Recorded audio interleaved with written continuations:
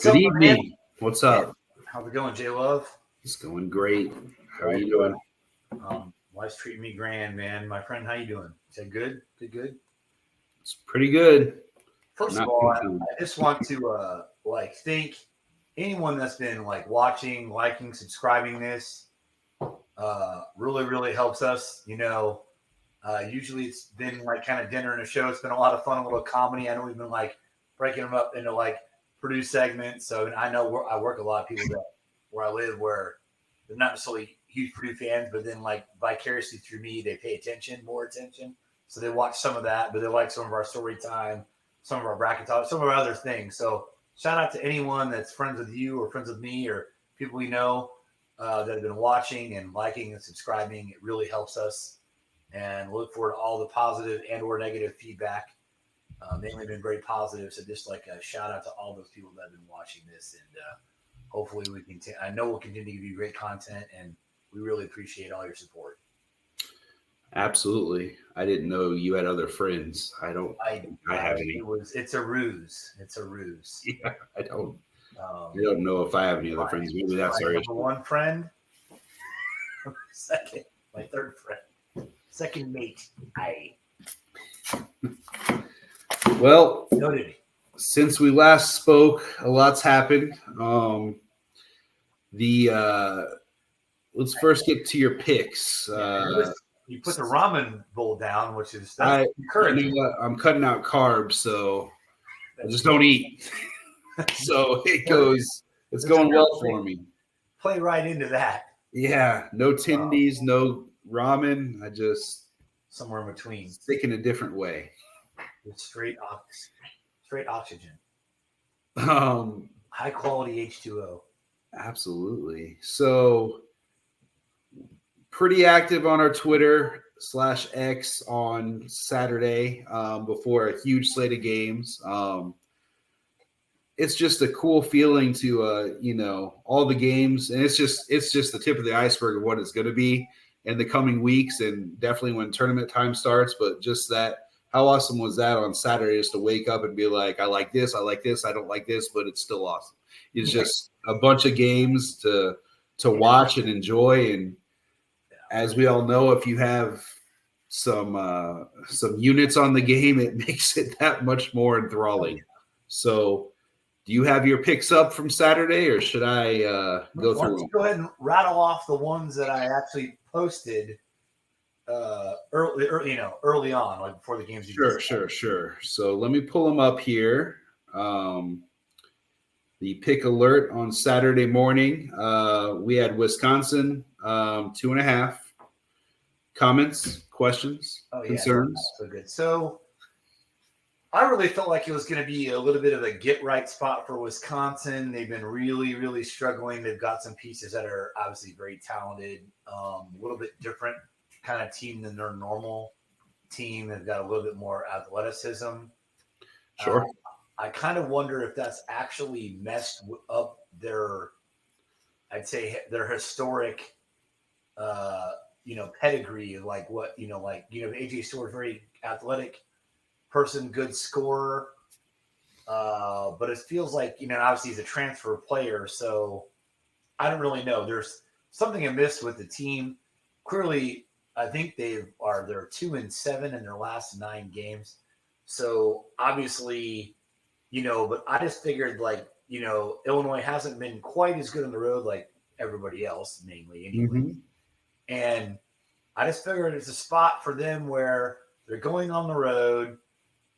Even found out, obviously, later they honored, Howard Moore, who was an amazing coach, hell of a recruiter, great person from everything I've heard and understood about him. 5 years ago, if anybody doesn't know the backstory, his family, I believe his son or his daughter and his wife were killed in a drunk driving car accident that he was in. And he ended up getting paralyzed from it, but lived. And so that was 5 years ago, devastating, obviously. And they honored him. They obviously brought him so there's a lot of high emotions going too. So you sometimes that really plays in your favor. Sometimes that kind of throws you off. had I actually know that was going to happen before I made the pick, I would have actually liked Wisconsin even more because I figure if you jump off to that big emotional surge, you can kind of maybe keep somebody at bay by just that first punch in the mouth. Now, Illinois, very, very talented. Had I not already had the position on Wisconsin, I would have really liked them as a live dog, as 2.5, 3-point underdog playing on the road. I think they're actually a much better team than Wisconsin. But you just get in these road environments, you catch them on these like senior day type atmospheres and such, and you just, especially with those kind of things going on, you really get a situation where the home team and the crowd is really jacked. And so I would have liked it even more. So I'm really glad I didn't, actually know that but the game was already start. But obviously they don't cover. They were actually winning the game early on.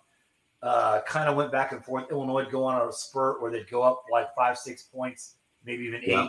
Wisconsin would swing back to like tie it or be like a 2-point game either way, and then like Illinois would punch them, and then so finally got down to like the under 8 timeout in the second half, and Illinois gave them that one little like about 7.5 minutes left in the game. From that 7.5 minute to the last media timeout, 4 minutes, they kind of gave them that one last punch in the mouth, and Wisconsin just didn't quite have an answer for it. And Illinois, very, very talented team, very good team. I actually think outside of Purdue, they are the only realistic team that can go to a Final Four in the Big Ten, in my opinion, outside of Purdue. They have the pieces. They're very talented. So I really like their upside as well. But it's one of those things where, Illinois kind of just stuck there together. They drilled their free throws. And when you're doing that kind of thing on the road, it just puts you in a spot where, if you can keep that team at arm's length and they can never make that final run, you're able to hang on. So we unfortunately came out of the gate. Sometimes this actually happens with me where I lose that first one, on something I predict. And then I might, go 5-0 in the next run. So collectively 6-0 in that little spot, 6-1 or 5-1, but pop lose that early one. But so that one didn't go as the way I had hoped. Unfortunately, but it's a tough one. It's a tough one for sure. I was on board with that one. I think that my main takeaway is my opinion of Illinois has not changed, but I think my opinion of Wisconsin is starting to. Yeah. I don't know. I don't know of anything that I could put my finger on to why this late season slide is happening. But it definitely is tough. They're not mentally tough for sure. That's the only thing I see consistently. Yeah, I mean, I think that when it's time to fill out our brackets and potentially wager on games in the tournament, I need to see a lot from them in the conference tournament for me to really even, depending on where they fall as far as their seeding, it may be a situation where they're not getting out of their opening round. Like that might be a good pick, depending on who they get matched up against. They're probably going to be a favorite in that game.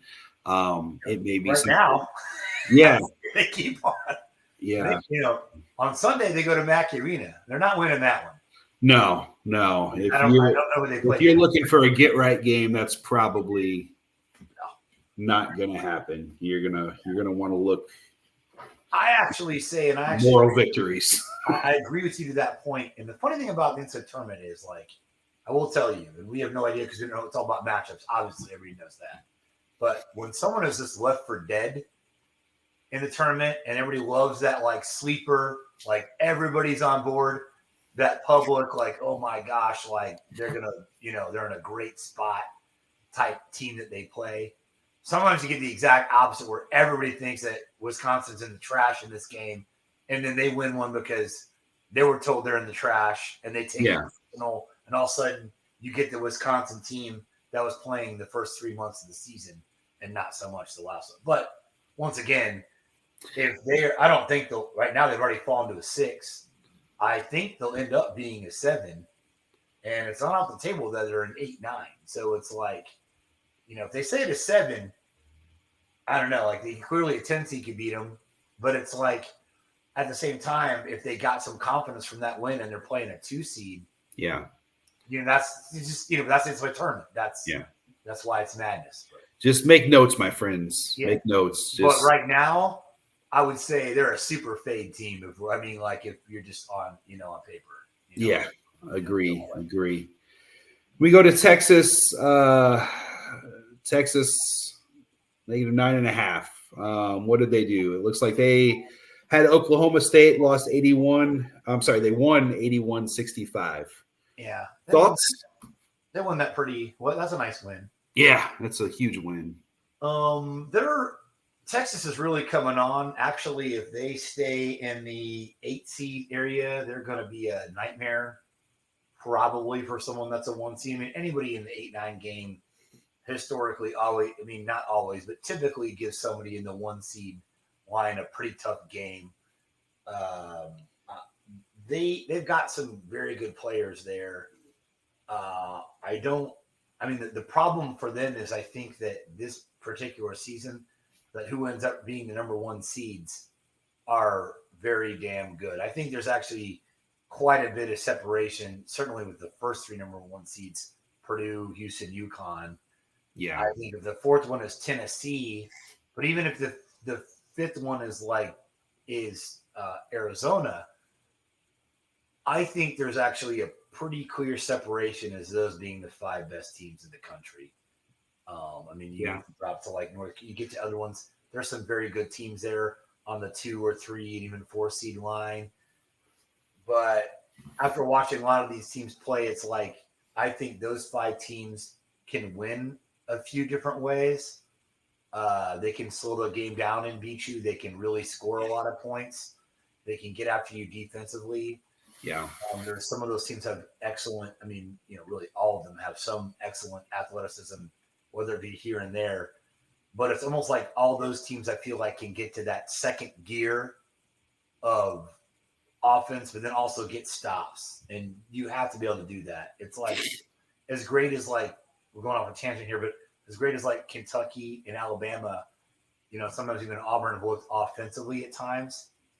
It's does anybody want to play in the NCAA tournament? Absolutely not, because you might score 90 points to beat them. But if they're giving you up 105 in your game, you win the game still. And the other thing is if these teams aren't hitting some of their shots and they're getting stops, or when you get stops, there's just something demoralizing about staggering, stacking 3, 4, 5, 6 defensive stops, especially if you're able to go down and score on the offensive end. And then that's where people get separation and go on these runs, because they can go on the runs by just scoring and then transition to other stuff. But if you got to play in these games, and you've seen it now a couple of times with Alabama, it's they play Tennessee. Tennessee can get stops. And, they're losing these games to Kentucky and Tennessee when these people are putting a 100 burger on them. If you're giving up 100 points, even here and there, and that's actually my issue with Illinois on the team is they can score with anybody. Yeah. I don't think they're a very good a great defensively. Now they have different ways to stop you, and they still make some efforts here and there, and they have some matchup issues. But that's where you get into the thing where you're checking out they're front runners. They have to be up to give that effort. Exactly. And they're in Alabama. There's a lot of teams that are like that. But if you get those teams where they're to get down, yeah, exactly. They're front runners. That's a great way to put it. Yeah. To where you get them down 10 points, they're almost out of the game, and they can still shoot. But they'll take that shot that when they're up 10, they'll make. When they're down 10, they won't make it. They don't even believe themselves. Teams like that. I'm not picking on Illinois, but I'm just saying when I say front runners, you have to fit a certain profile on any level of basketball. And you're absolutely right. They have no problem stretching a 10-point lead to 25 and suffocating you on defense and just picking up their level of play. But if they're down 5, mentally, it's hard for them to overcome 50-50 calls or hustle plays, or just get down or start. You look at their body language and how they talk to each other. Are they listening to their coach? Just those little things. The profile of a front runner to me is you almost have no chance of overcoming a 5 to 10 point lead because they don't believe it themselves. So And certainly it's not an indictment of their talent. No, and I think what you see is like so for example, just a small comparison here. We both watched, I believe we both watched the like a couple weeks ago, Houston, Texas. Mm-hmm. Right. And when you watch Houston play and they get down or something, and they're like, they just continue to make the right basketball play over and over. You might not make the shot. Yeah. But they're going to get one or two of the best looks they can get before they shoot it or what they do. Then they get after you defensively. But you don't see them hang their heads much. If it doesn't go their way, they never get two up, two down. Those teams are the ones you got to like that are really solid.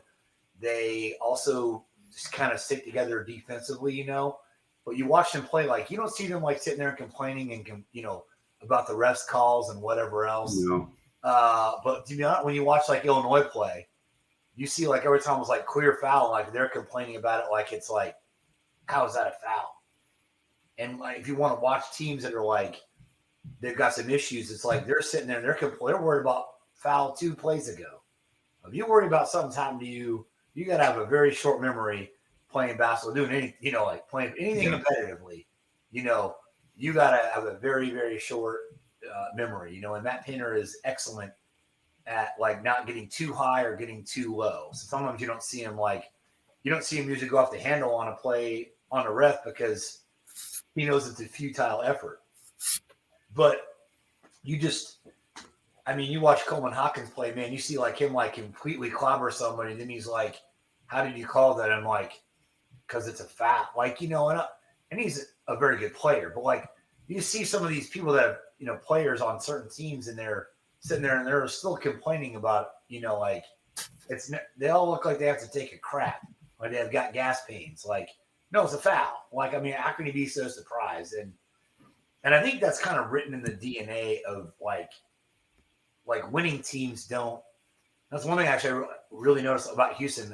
You never see them like looking around like, no, it's play on. You know what I mean? It's like pick up the like play on. You can't call that a foul. Like, one of those deals. And so that's kind of going off the tangent there, but like, as far as like now Texas is like a team that's been like peaking and playing better and better, like, the last few weeks. So I really liked him in that spot. I thought they were playing an overmatched team. Yeah. I actually think that the Big 12 largely just continues to eat their own. They really got propped up, like I said, by a massive underwhelming non-conference strength of schedule. So they put up these gaudy records, which to the public eye, okay, they look great, but you still got to go beat somebody. I mean, at the time, and Baylor is a very good team, and they've been getting better too. But at the time, they go and play Michigan State, who's right now basically a bubble team. I mean, a little bit, they're on the right side of the bubble, but they're right there where they're on the 9 line, possibly 10 line. They killed Baylor. Baylor right now is being talked as a 3 seed at worst, and maybe it could move into the 2 seed realm depending on, they had a nice win over the weekend, and as far as that goes too. But like, it's one of those things where it's like, I think as a whole, the Big 12 is overrated as far as like the high end ability of the Big 12. I think through and through, you're not going to get an easy game in the Big 12.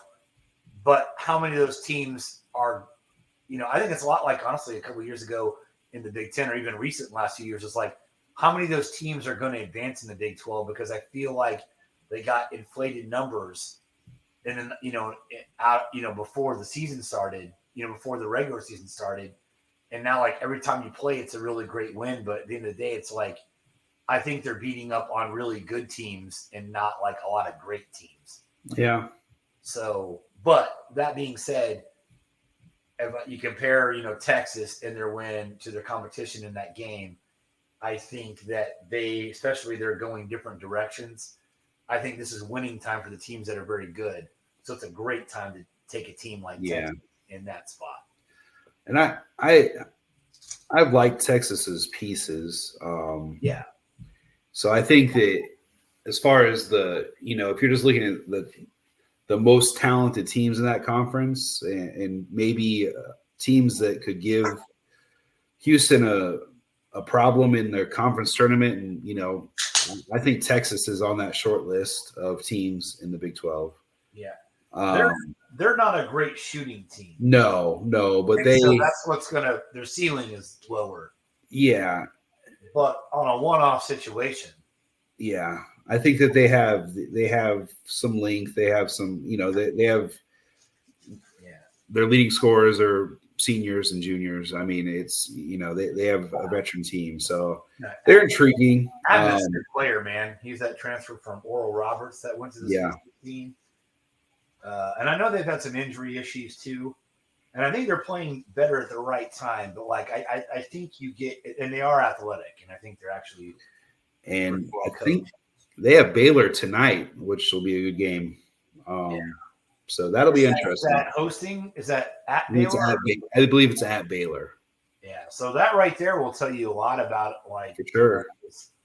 I would suspect Baylor will win that game. I don't know what the spread is. I should have looked and done it.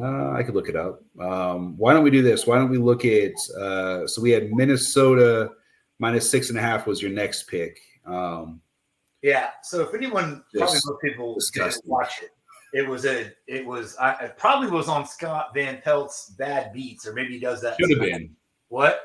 Should have been. It would have had to take some other efforts from other people to eclipse that. Yeah. So it certainly Stanford C is going to be sitting there with Scott Van Pelt, be like, they'll have some one-liners in there. I mean, it will absolutely be on there. I absolutely guarantee you that. There's no question. I don't know if he does that on Sunday nights or on Monday nights. I should probably know that. Might be even on Sunday nights. I don't know. If not, might be tonight. Well, Minnesota did it on Saturday nights. Yeah, well, I know. But I'm saying, with it, so, the Minnesota game. So, they did that. Penn State was actually killing them in the first half. Yeah. I think might have been up 10 at 12 at halftime, but they were beating them worse than that at one point. And that's what a situation, had I been really locked into that, I actually was the school my daughter plays for at a younger age, they ended up going to the high school team. She's on the junior team. High school team went to the state championship game here locally in Birmingham, and I watched them play, and they lost a very close game. So I watched the team that she'll eventually be runner-up in the state championship. So I had a lot going on Saturday. So, but I would have at that point I would have tweeted out you got to get this Minnesota second half line, because that's even better than one I posted about Kentucky, which we'll get to. But so that one was -6.5. And with the clock with 0.4 seconds left, a guy chucks up a reverse layup.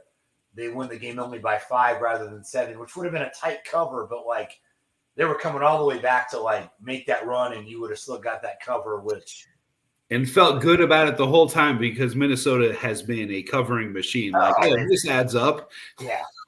This is what just happens. Yeah. And then for it to just go to the complete other extreme was. So it would have been something where I would have doubled down and put the hammer on Minnesota when they're down 12 for whatever.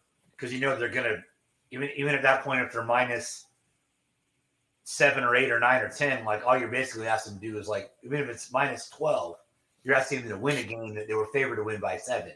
So you're just stealing 7 points. But I guarantee you, when you're down as much as they were, there was a point right before they got down, when it was 15, 16, 17 point lead they were down. You could have got Minnesota plus probably 12 or 11, right? Plus at that point.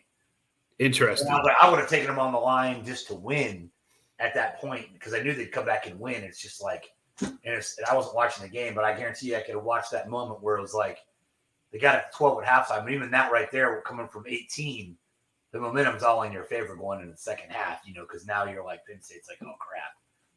So that was a little bit of a bad beat. It will count as a loss on a thing. But, it is what it is. So at this point, going on the actual picks, 1 and 2 with a bad beat, but 1 and 2, got to own it. All right. Then we moved to Auburn, -10.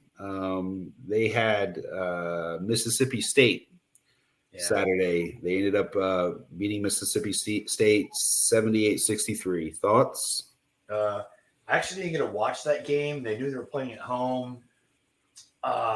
You get them at home in the jungle, they're very, very hard to beat. Mississippi State is actually very much on the bubble at this point. If they could have won that midweek game last week against Kentucky, they'd have been in. There's no question about it, even though it's a home game. That was their stamp. And I always kind of wonder about a team when they know they have that moment that, especially now, when it's like your ticket's punched, Yeah. or it might not be. There's something to be said, like the pressure builds for that team because you just don't get those kind of opportunities. When you have a team of that ilk, at home, in your home building, on the ropes, where it's like this is like a we've arrived type moment, and you let it slip through your hands, especially the way they did. And then they still fought back and lost it close as well, which is almost even more demoralizing because it's like they got in that free throw game and then they worked exactly how they wanted, only to have a Shepherd last second shot just rip their guts out. And so,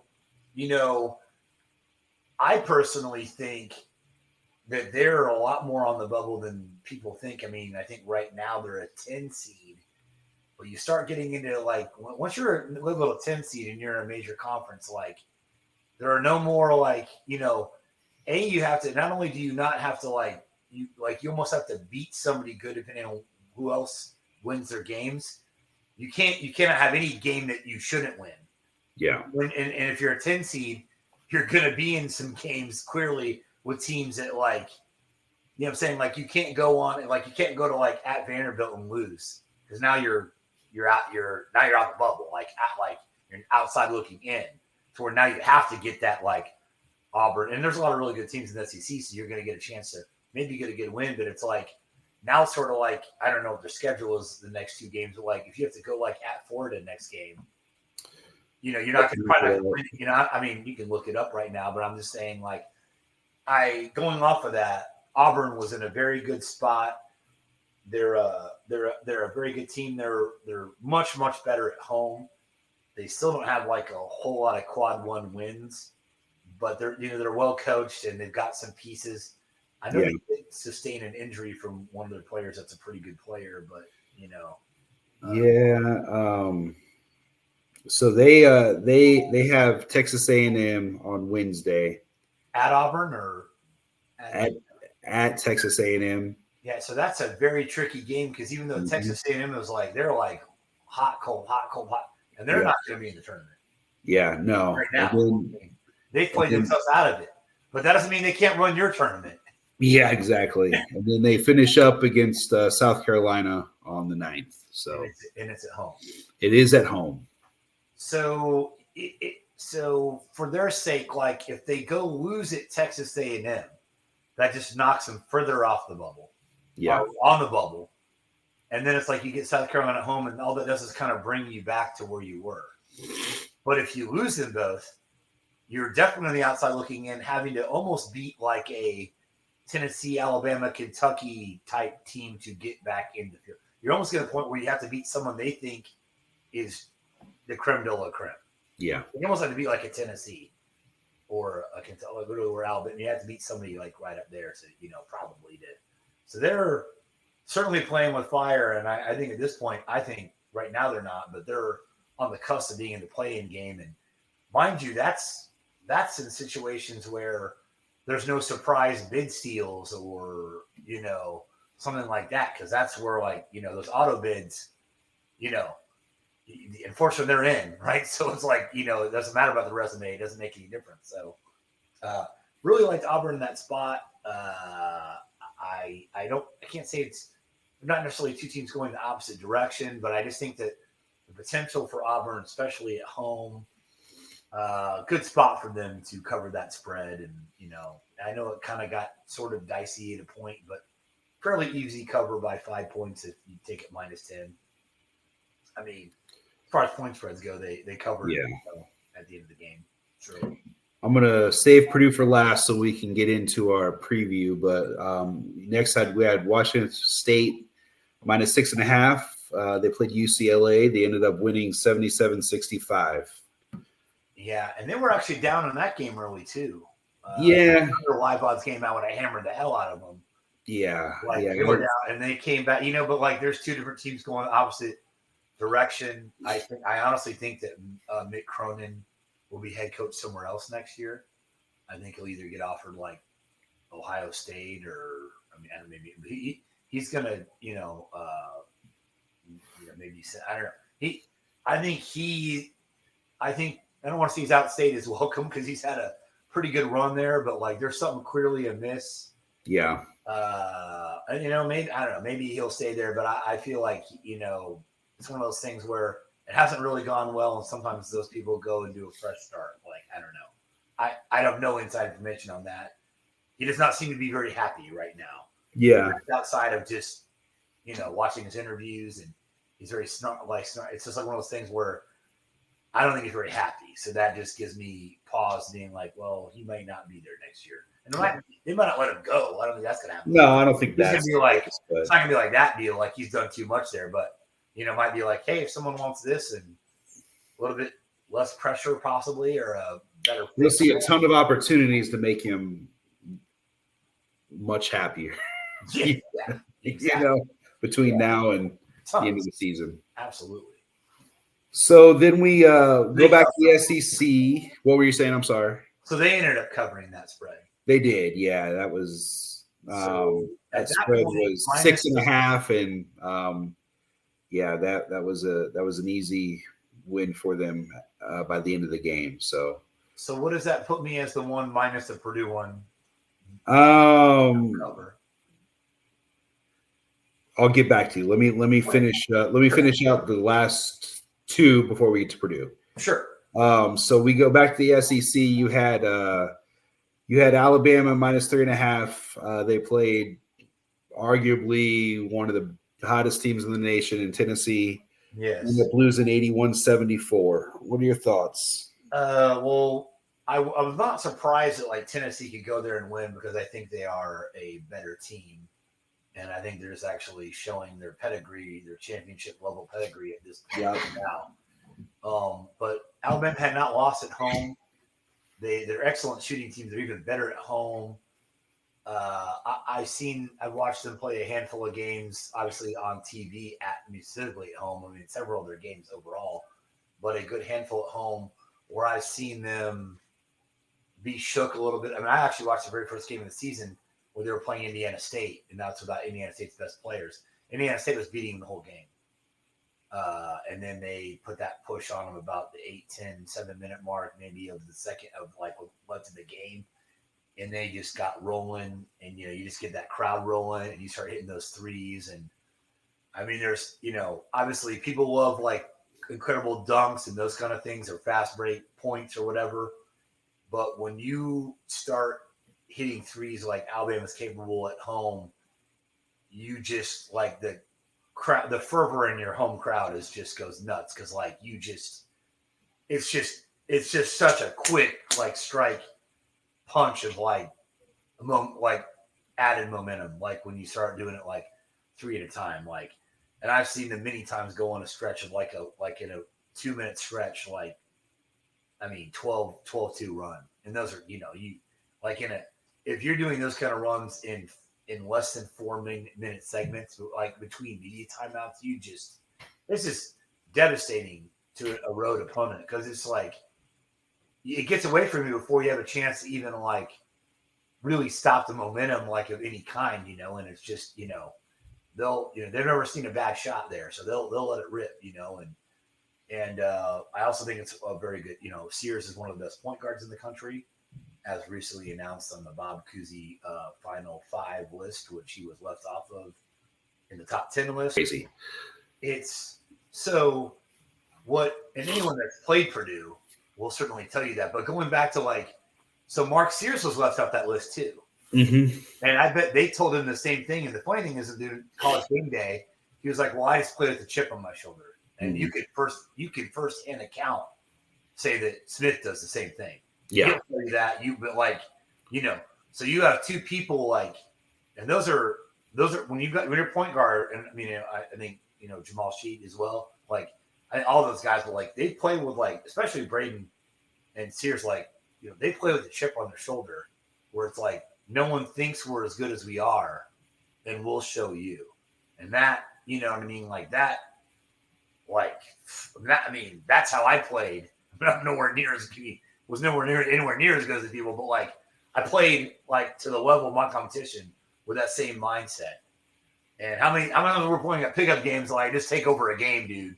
Like whether it be defensive balls, I just like, you know, and I wasn't like a great shooter by any means, but like I'll start hitting crap, but I, you know, probably wouldn't hit regular game. But like, you know, like you tell me I'm sorry, I'm like, I'll show you sorry, like, like in when, you know, I can only imagine being that good at basketball and having that same mentality.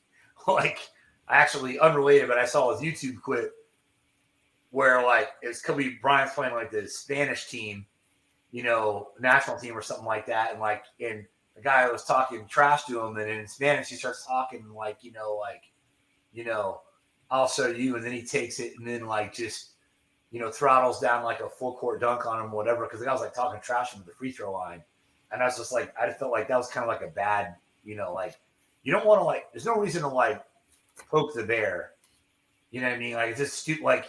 If you really prod very, very highly competitive people that have the capability of to match it with some skill and stuff, like you're in dangerous territory because like that's the kind of thing that just gets you beat in the game. You know what I mean? Like, you know, people that are self-driven like that, where it's like they use your energy to fuel how they play.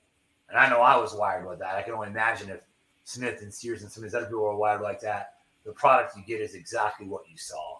You got someone's like, all right, well, you know, I'll prove it to you, right?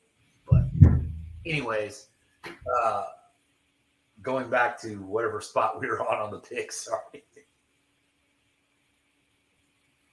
Yeah, Alabama does not. So Alabama does not cover Tennessee. Very, very good team. That's a team like literally like in normal circumstances, I would have actually had them on the money line to win because I do think they're that much better than Alabama. It was sort of a revenge spot, game days there. But what Tennessee really does well kind of really counters what Alabama does well. So when I got a little ahead of myself with some of the extracurricular things, and obviously they ended up winning. I think Alabama only, I swear, I think I saw something where they only made like 3 or 4 second half shots, which is like insane. Like I think they might have been like 3. I mean, I heard it on the radio today where they were like made 3 shots. Like, you know, you can't do anything. Like they're gonna keep shooting them, but you gotta, you know, and that probably the free throw line. I mean, obviously they scored more points than just whatever that is, but they shot a very bad second half percentage, you know, and but it's one of those things where even if Alabama would have won the game, I would still tell you right now that Tennessee will go farther in this way tournament and is a better team than them. Like it's just a spot situation. So all things being equal, I'm very high on Tennessee, especially after Purdue played them. You know, just watching them in general, they have all the pieces. They're going to get the whole Rick Barnes can't advance type stuff, just like Matt Painter gets, which, you know, really years past have nothing to do with the current year. But it's fine when you're filling out brackets and you want to crap all over like Tennessee or Purdue because of like, or Arizona or whatever, because the past performance is great. The funny thing is all those people are going to have like UConn winning the whole thing and they're going to be out in the Elite Eight. So like your bracket's going to be trash. Like, I'm just telling you that right now. We have no brackets. And UConn is very, very good. But it's like all those people that want to like, I'll go ahead and win my pool. I'm fine. I'll win my office pool. I'm fine with that. Like it's good. You better do better. So I was wrong on that. And it's not a diamond in Tennessee. Like it's normally the side I would have taken in that spot. But I just felt like Alabama just kind of wins those games. I thought it was a lot, but like if they get you kind of down, they're a front runner. So like, you know, it's all about how the game plays out. So if Alabama has you at arm's length for a while, they probably have enough to beat you. But like, you know, if you can't, you know, if they get down, then all of a sudden they just change like how they play, and it just changes everything, you know. So I was wrong on that one. I mean, so That one I was obviously clearly way off as it was the point spread, like way off. But like it's all about game situation. If the game breaks the way I think it will at a certain point, it changes up. But you got to make shots. And they be the best team in the world. If the ball doesn't go in the basket, you lose the game.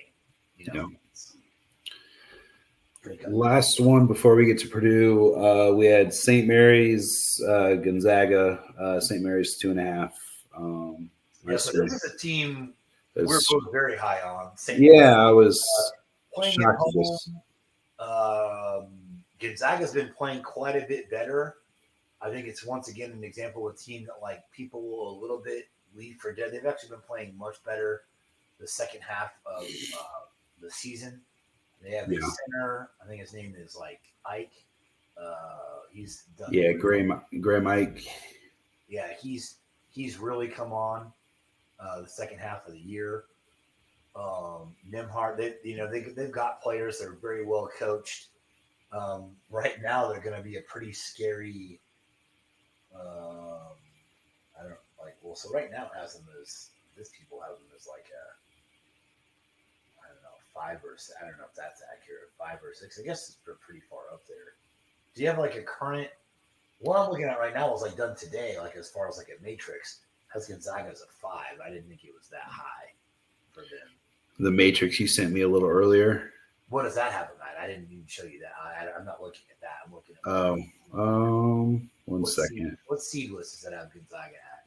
Bear with me here. I feel like I've heard them as more like an 8-9. Maybe they're on the up and up on that. But I feel like honestly that's a little bit low for especially with that win. Because they were literally people were talking about if they lose the last couple of games, they won't be in the tournament.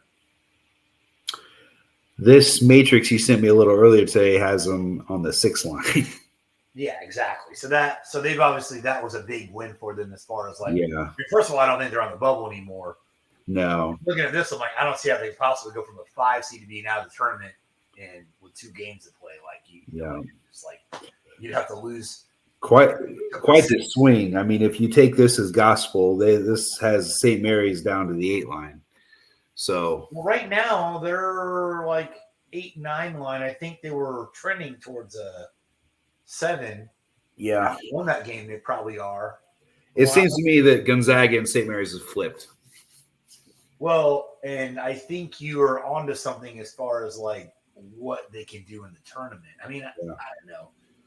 Gonzaga's honestly, the funny thing is like this will be the first time in like probably 2 decades or a decade Gonzaga's been like an underdog in the tournament. It's been probably 10 years since it's like, oh, like can we win this game? Like where they're going to be, you know what I'm saying? Like they're not used to that. They've been playing in that favorite role and going to Sweet 16s. Like now you get them where it's like, man, you might be getting Gonzaga at a great betting line because you're going to get them like they come in as a 6 seed. I don't know. Like we don't know any of these things till that goes down. But so obviously I was off on that. Didn't stay up and watch the game. Gonzaga won the game outright there. They were up quite a bit more in the first half. I think it was. Gonzaga ended up. I mean, they were really beating them the whole time. Yeah. But it was. I was way off on that. And that gives you a little bit of the perils. I try not to get too married to one. You don't really want to get married to a team or have an impression of a team that's finite because it's an always sliding scale when you're talking about picking teams versus a spread or whatever. Because all the factors of like where you play, when you play, who you play, the matchups, the history of it, all those things come into play. And I think you and I just felt like that St. Mary's is a better team. They're playing at home. They've probably taken the baton for Gonzaga, and much like Lee Corso says, not so fast. Gonzaga goes in there and gets, a nice road win and safely in the field now, I think without any doubts of that win, no question. So, they might be a team to look to bet on moving forward. But yeah, so I was wrong about that one. Now there are 3 instances online after that subheading that happened that I was. So I'm going to give myself credit for those as wins because they weren't on the, like when the day started. but based on information I had got, and or whether it be live or otherwise, I had made 3 more predictions that all came true. So we go to the Michigan State one. I'm going to skip to the ones I got right real quick. Then we'll just kind of go into the Michigan State Purdue game chat. But Kentucky was down 10, 11, 9, 12 points, something like that. Double-digit points. And as I was trying to get the tweet, like they think they got down to like 8 on the nose. And I'm watching the game, and Arkansas is killing them, but they're shooting like 60%, which is like very, very hard for a team to maintain. Now, mind you, there's only like 10 minutes left in the game.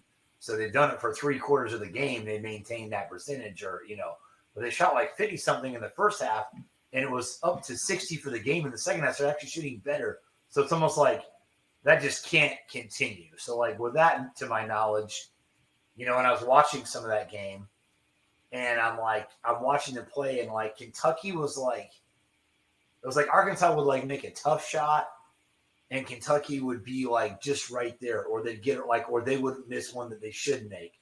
So it was like, even though Arkansas was winning the game, it was like Kentucky was getting to the basket, was getting better looks, better than Arkansas was. They were just making their tough shots versus Kentucky, some missing their easier ones. So those things even themselves out.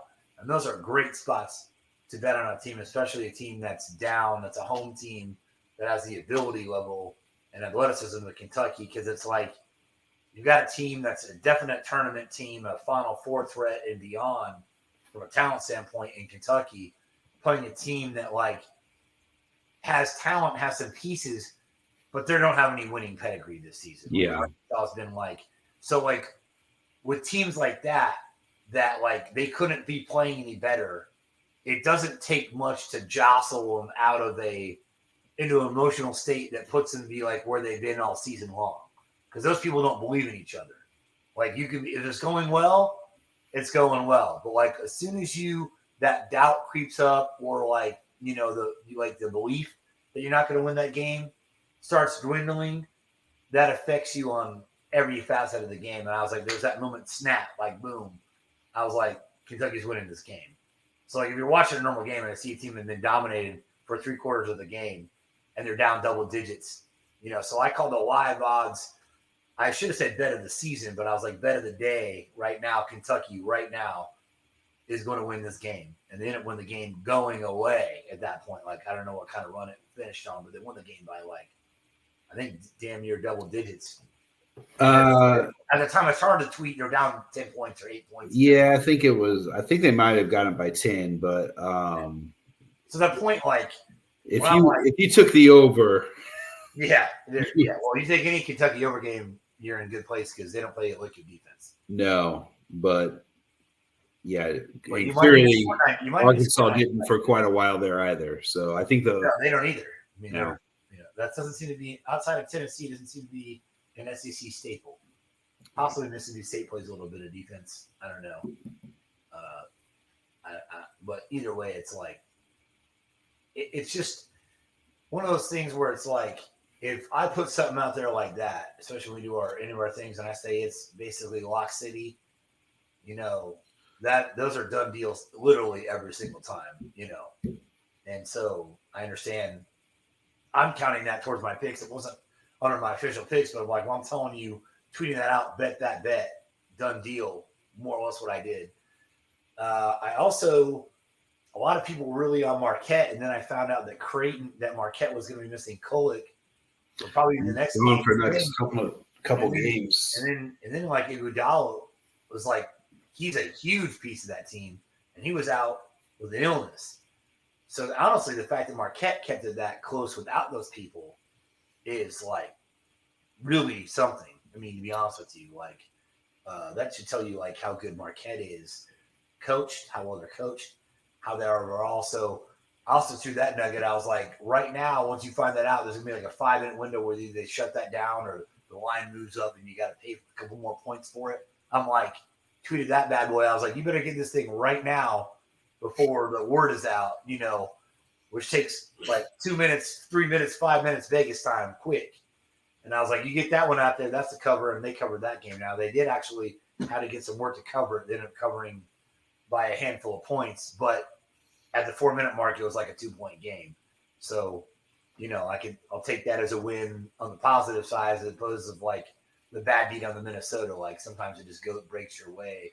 If the game unfolds the way you think it's going to, you just kind of extend that lead. So, yeah, I'm counting that as a win on picks because I put that out there. And then I also said, which is a very unpopular take, which should have made my picks in the morning. And I did tell Josh this outside of this. And I texted my buddy a lot of these things too. One of my other good friends that likes to wager. And I have timestamps on all that stuff. He was like, oh, I really like this, like Northwestern. And I was like, Iowa money line is the play. I think they're going to go do Northwestern and win because they've been really playing much better, and they're playing for a tournament bid. And you're just talking like two different levels of motivation, and they've been playing well. Like so, they're playing March basketball towards the end of February. Like, and all of a sudden, Iowa was in no conversation for the bubble, and I think now they're like 18-12, and they're not on. They're like on the bubble, like the conversation for like bubble, but I can't remember who they played midweek. But I know they host Illinois on Sunday, and they're beating Illinois on Sunday. That game's actually after the Purdue game against Wisconsin and a Purdue-Illinois game as well. So, like, I don't even think the Big Ten will be up for – like, they might even be more depressed because Purdue have already clinched the outright Big Ten title. Whether they beat Illinois Tuesday or not, all they have to do is beat, a fading Wisconsin team at Mack Arena on Senior Day to get the outright title, regardless of what Illinois does. So they'll already know that information when that game is played. So now they might be like, what are we playing? You're playing for a seed, but like I was playing the tournament at home to get in the tournament against, like with Illinois win. Whereas the game means a lot less to Illinois. It probably wouldn't even affect their seed line if they lose. But for Iowa, it means everything. So you're getting a high level of motivation with a team that's been playing really, really well. And the thing about it is like Illinois is an excellent scoring team. And if you get like Iowa can score with it, you want a team that can score with you, And I'll tell you, over the past handful of years, and certainly this year, a lot of people think the Big Ten, like some of these 60 to 50 games in the Big Ten, they're part of the Gone Network. Like you're getting teams in the Big Ten, like people can really score now. Yeah. Like the last couple of years, it's like these are exciting games. Like some are, still like watching paint dry. For the most part, there's like 6, 7, 8 teams in the Big Ten. It's like we put 90 burgers on you. Yeah.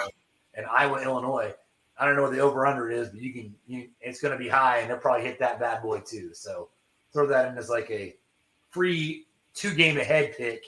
But Iowa will be beating Illinois at Iowa. Or Iowa will be beating Illinois on their Senior Day at home. You can take that to the bank right now. But so I also had that one as a money line in there. And then, like I said, I actually tweeted out before the Purdue game when I found out who the refs were going to be. I know that sounds ridiculous, but I was like, I would actually take caution to my Purdue pick because, Courtney Green, hopefully he's never not going to watch this, but hopefully he does. I'm a little worried about the FBI investigation into your bank account as far as the games you officiate versus Purdue, and then what happens in the point spread. It's like whoever the underdog is when he plays like cover when he plays, I should say plays, when he's reffing, is like astronomical like covering machine. Like whoever playing Purdue, they literally cover every single time over like last 4 or 5 years. It's insane. It's like something like Purdue's like 3-27 versus the spread when that dude refs in the last like it's I can pull it up. I will pull it up at some point where I find what his record is when he's the official. And it's like, it's crazy, But anyways, so that one actually made me really nervous. I would have replaced that with something else, had I known. And I think it would have been one of the ones I picked and that would have won. But either way, if you take that, there's 2 live dog, 2 money lines. So if you're going plus unit, you're winning way more money on a money line bet. And 2 covers that I didn't mention. So even if you don't even take the covers from what I say, I'm 7-6 on the day. And with 2 money line bets in there, so you're talking about units, you're really talking, up 3-4 units on either one I had to say. which I consider was actually not a good day as well for me, to be honest with you. So, that being said, it's only going to get better and better because I actually suppressed some things. Like I really kind of thought Baylor might cover 5.5 against Kansas, and they did. But Kansas shot a 3 at the very end that barely missed, and that goes in. They win by 5, and you get on Scott Van Pelt show again, and that's no place to be. No. No. I like Baylor money line. I almost threw that out there, but like when I say money line on a favorite, those are things you need to put in a parlay. And I was really trying to pick more spreads. Like if you want me to like just tell you that money line. I mean, I can put together one that's like 5, 6, 8, 9 teamer, and get you some money line wins where like if you were to put enough money down, you're gonna make some good money. You put $400 or $500 down, $400. I give you 17 money line parlay. Probably gonna hit 97% of the time, and you're gonna win money. But it's just you're gonna win like $700, which is not bad. But you're gonna risk $300 to do it, And so it's just not, It's not. I mean, it's a play to make money, but you're just not making. You're not compounding it when you're getting those point spreads in there. So there's that. So overall, winning day. Not straight up with the picks that you saw, but as far as the stuff I put out there, that all won you money if you took all that advice. Much better than Ramen Land. That was a poorgasm, as I like to say. Not bad. We'll get there. We're fine. It was a huge Saturday of games, so it is huge day. It was. Kind of looking forward.